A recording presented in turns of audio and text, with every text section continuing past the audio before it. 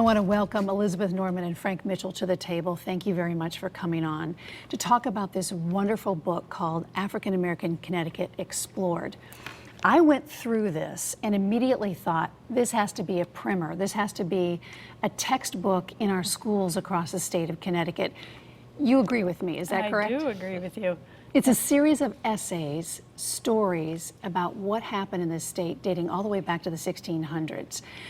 One thing that we'll just start our discussion that I found and was shocked by, slavery was legal in Connecticut for 205 years, abolished in 1848. I think, and you write in here that we think of it more benign, and I thought it was such a progressive state. That shocked me. What did you find in your findings when you went through these essays? Well, and when we've been out doing book programs, we do find that audiences also are floored to find out that some people are kind of starting to be aware that Connecticut was a slave state, but then they never really think about how long it was a slave state, as you say, 205 years. And 1848 is well into the 19th century, before the Civil War, but really on the eve of when that whole issue was really fomenting. Of course, it was another, 15 years before the Civil War, but that's not that far from it. A lot of you got together, 7 of you got together, and you took these 54 essays and you edited them and read through them. How did the team come together to do this in the first place, to get this book out? Well, there were two, go ahead. Oh, interrupt, it doesn't matter. No.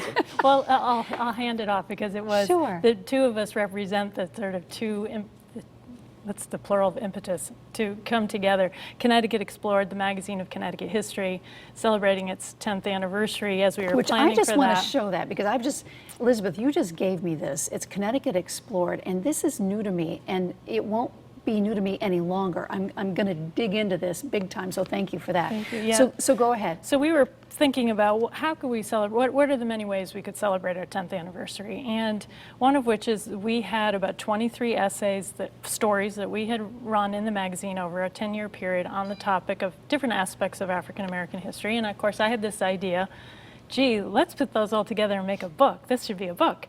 And then when we approached Wesleyan University Press, they said, well, we love this idea, but this isn't quite enough of a book. So I naturally turned to one of our partners, the Amistad Center for Art and Culture, that has been one of our partners in publishing the magazine. And lo and behold, they were about to celebrate their 25th anniversary. And Olivia White, their executive director, I've known for years, thought this was a great idea. So then I'll pass it on to Frank. So we jumped in. Yeah. And we had some essays that were already in the book over the 10 years, some things that we had done in the institution, we had profiled in the magazine, so that'd been great. And we added a few essays, thought about some things we had in the collection we wanted to show, and added some images that we wanted to share with the public. And one of our challenges really is finding ways to share our collection material as scholarly material, as well as sort of popular material. And so it was a great opportunity to do that. I looked at the footnotes in this book. There are hundreds and hundreds of them. So I'm just picturing all of you weeding through all of this stuff. What did you learn in this book that you didn't know when you were reading through the essays? What jumped out at you, Elizabeth? Well, I was going to say I probably learned more than Frank, but because this didn't start out as my area of expertise, and I would say it's still an area that I'm learning. I have to say I was naive and didn't think there was a lot of scholarship that had been done. And what I found was, in fact, there is a ton of scholarship. So when you do look at the footnotes, you really come to appreciate there's a lot of great information about African Americans in Connecticut.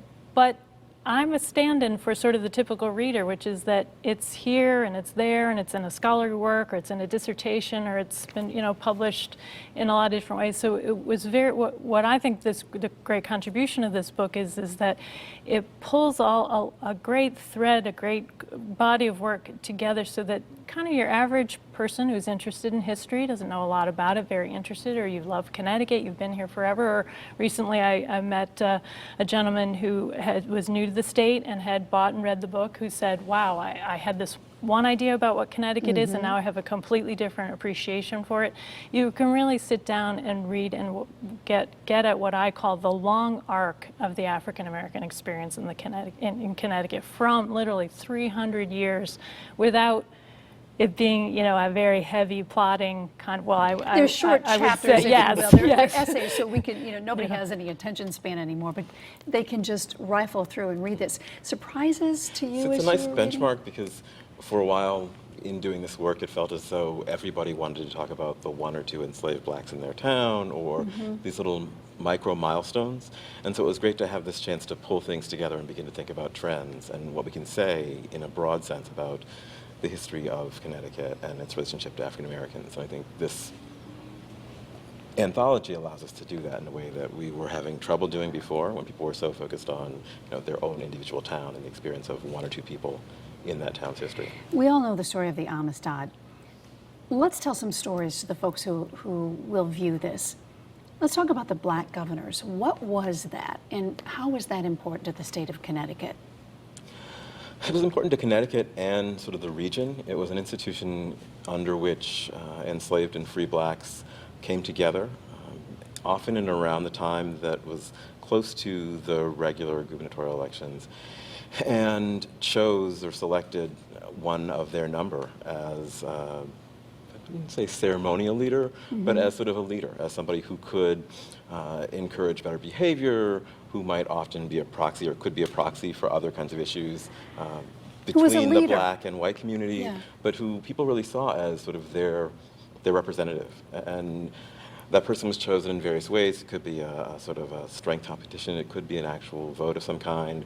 And it was a celebration. So during the Black Governor celebration, you got a day off from work. You got special treats. You might get money. The person who won was often sponsored by, if he was enslaved, sponsored by his enslaver owner.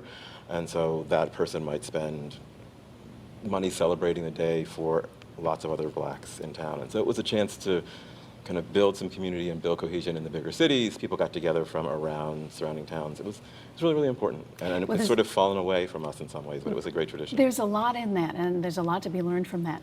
How important was the black church in the state of Connecticut? I read that Connecticut had the largest number of enslaved Africans, 6,464. That was the largest in New England. But the churches started to swell up in the state, in Hartford and in New Haven. How important was that? Well, it's a real benchmark, I think, again, to use that term, of this trajectory of the development of the African American community at a time, this is really in the early 19th century, where they were able to come together as a community. And of course, as a community, then you begin to build institutions. So you start with a church, and then the church is very important for, then the next thing is building a school and educating their children. And so very, very important. But I'd love to have Frank add to that. And certainly, That's your cue. Are moving out of undergraduate emancipation, moving out of smaller towns and coming into the cities, sort of having a place to congregate is critical. So Faith Congregational or the Talcott Street Church in Hartford, Dixwell here, New Haven, and the sort of societies that give rise to that are so important. And they're still around today, which is great. And they really are the building blocks for mutual aid societies, community organizations, and for business improvement. So people like William Lanson, who did so much for New Haven in the early 1800s, a black businessman, a religious leader, and political leader, and helped to found Dixwell. And so giving people a fulcrum like that to begin to become activists. A voice. Yeah. Was there a fight over the cover? Because this is Anna Louise James, who was the first African-American female pharmacist in Old Saybrook. And anybody who's been in later years near the pharmacy and now a soda fountain, it's a great place. How did you decide to put her on the cover? Or was it a no-brainer? I think it was a no-brainer. Well, there's always the struggle, and we have the same thing with the magazine when you're trying to pick a cover image. Do you do kind of a collage of images so you can capture, all the different time periods and people and places and men and women?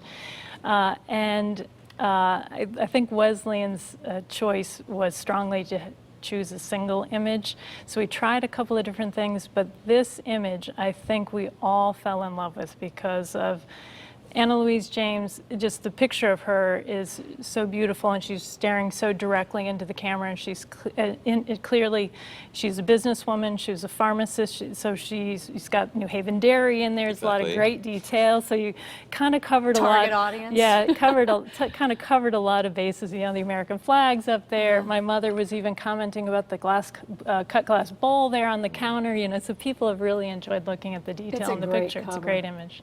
Other stories that you want folks to know a little bit about so we can entice them to get this book, Frank? I feel like I tell this every day, but Tell it again. I'll tell it again. Sure. The story of Fortune. He was an enslaved man in Waterbury in the late 1700s. He dies and ends up as a teaching skeleton. The man who owned him turned him into a teaching skeleton for his medical college. And Fortune ends up at the Magic Museum. And through this incredible community research process, we've learned so much about this man's life because of the skeleton.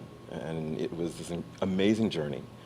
And you can learn an unimaginable amount of history from a skeleton that's 200 years old, which is pretty impressive too. And I think one of the things that we don't get to talk too much about in the essay is the real process, sort of his trips to Howard University and to Amherst and all kinds of places, and the work with other kinds of scientists to learn from that skeleton. He was buried this past August. Yes. And it was really, it was almost a statewide celebration. He laid in state up at the Capitol and then was buried in Waterbury by the Episcopal Church there. And in that 10 years in which we did the research and groups came and went, we learned a lot about him, and people sort of found the chance for reconciliation. It was eye-opening and got us talking again. It really was. It was an a good amazing thing. Something you want to bring up?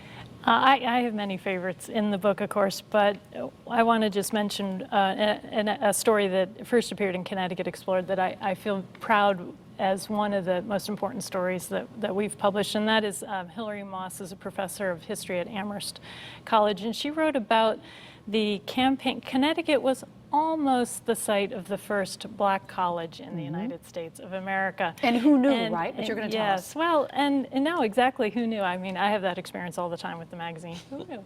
But in 1831, which was a very tumultuous time in the state and the nation for African Americans, there was a community of blacks and whites that came together that proposed to open a black college in New Haven, because of course Yale is here and the Hopkins School has been there since for already, I don't know, 100 years or more, 200 years.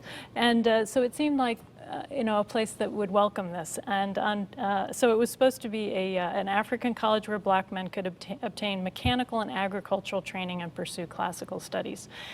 The idea was put forth out in the community, and in 3 days it was absolutely completely shot down.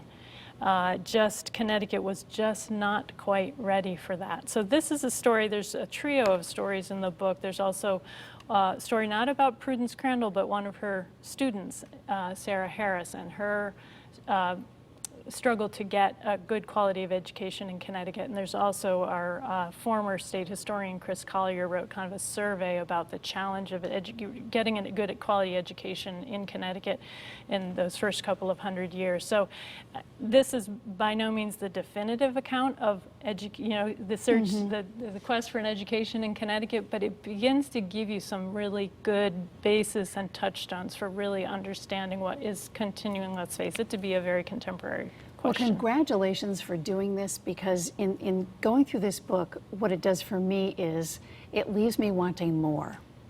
And there is more. And there is a lot more. And there are essays which you can read quickly and delve in. And as you say, you've got tons of footnotes, so you can go to those books and look at that. You have pictures in here, but it's a great book to put in the schools, and I hope it ends there. Elizabeth Norman and Frank Mitchell, thanks so much for coming on, and good luck with this book. It's Thank you. really good. It's been a great pleasure to be out and about with it and talking with people. Thanks so much.